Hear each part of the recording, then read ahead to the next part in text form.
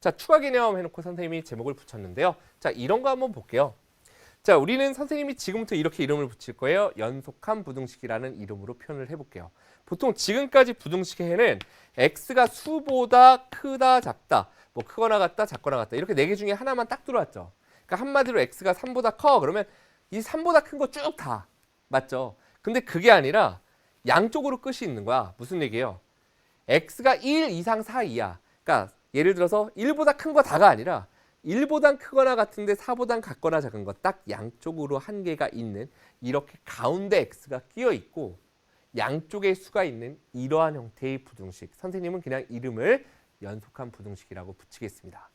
자, 이러한 형태에서 어떤 시계값을 구하는 유형인데 이 유형이 굉장히 유명합니다.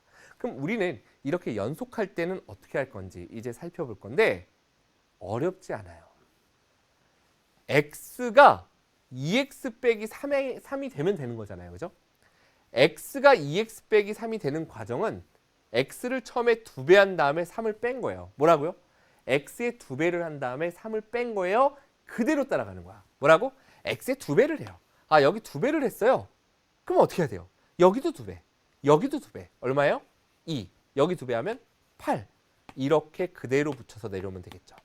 자, 2x 빼기 3이 되고 싶어? 뭐 하면 돼요? 양변에서 3을 똑같이 다 빼주면 돼. 2에서도 3을 빼고 2x에서도 3을 빼고 8에서도 3을 빼서 써주면 끝. 자, 그러면 여기 계산하면 마이너스 1이고 가운데는 2x 빼기 3이고 제일 오른쪽은 8 빼기 3, 5가 돼서 이렇게 여러분들이 2x 빼기 3의 범위를 구할 수 있는 겁니다. 어떻게 푸는지 알겠나요? 자, 여기까지가 가장 기본적인 개념인데 중요한 건 여기서도 이 연속한 부등식에서도 음수를 곱하거나 나누는 경우가 나옵니다. 그러면 원래 우리는 부등식에서 음수를 곱하거나 나누면 부등호의 방향이 바뀐다라고 배웠어요. 맞죠? 자, 문제를 풀기에 앞서서 이걸 잠깐 생각해 보겠습니다. x의 범위가 예를 들어서 1 이상 3 이하예요. 마이너스 x의 범위는 뭐가 되니? 라고 물어보면 원래는 마이너스 1을 곱했죠. 여기도 마이너스 1을 곱하고 여기도 마이너스 1을 곱하면 되고 부등호의 방향 바뀐다 그랬으니까 이것도 바꿔주고 이것도 바꿔주면 끝이에요. 이게 답이긴 하거든요. 마이너스 x의 범위는. 그런데 하고 싶은 얘기는 뭐냐면 우리는 일반적으로 선생님 이름이 손석민이죠.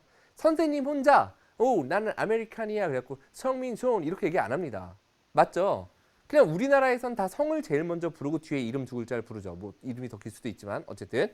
그러니까 수도 마찬가지죠. 우리가 보통은 수직선도 생각해보면 이쪽이 작고 이쪽이 크잖아. 오른쪽으로 올수록 크잖아. 그러니까 이 부등식을 쓸 때에도 연속한 부등식을 쓸 때에도 오른쪽에 큰 수를 쓰고 싶어 합니다. 우리가 일반적으로. 그러면 이 말을 읽어보세요.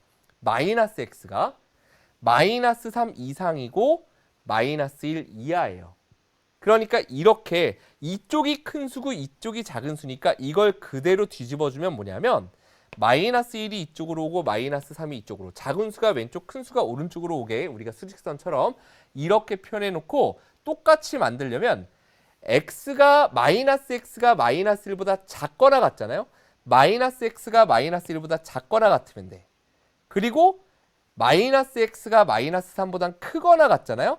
마이너스 x가 마이너스 3보다 크거나 같도록 만들면 돼. 이렇게 쓰는 거예요. 똑같은 얘기예요. 이해되시죠? 무슨 얘기인지? 그런데 우리는 그럼 이 과정을 쓰지 않으면 어떻게 생각하면 될까라는 거예요. 잘 들어요. 여기에서 양수를 곱했을 때는 그대로 여기서 2배 했듯이 2배 내려오고 2배 내려오는 거예요. 그런데 음수를 곱한다라고 생각할 땐 어떻게 앞으로 쉽게 생각하면 되냐면 여기다 마이너스 1 곱해서 이렇게 들어왔잖아요. 여기다가 마이너스 1 곱하면 얼마죠? 1에다 마이너스 1 곱하면 마이너스 1이죠. 그걸 이쪽으로. 여기다 마이너스 1 곱하면 얼마죠? 마이너스 3이겠죠. 그것을 이쪽으로 엇갈려 내려와서 써주면 된다라고 기억하시면 한 번에 중간 과정 없이 갈 수 있다는 얘기죠. 아하, 뭐 할 때만 음수를 곱해서 내려올 때 음수를 나눠서 내려올 때는 부등호의 방향을 원래 바꿔야 되지만 그렇게 하고 다시 뒤집는 것보단 대각선으로 내려오면 되겠구나. 이렇게 여러분들이 생각해 주시면 편합니다. 그러면 우리가 여기까지인데 이제 중요한 개념이 이 내용에 대해서 사실 선생님이 굉장히 원래 눈 부릅뜨고 막 큰 소리로 얘기해야 되는 내용이에요. 아셨죠? 굉장히 중요한 포인트인데 자 그럼 우리가 문제를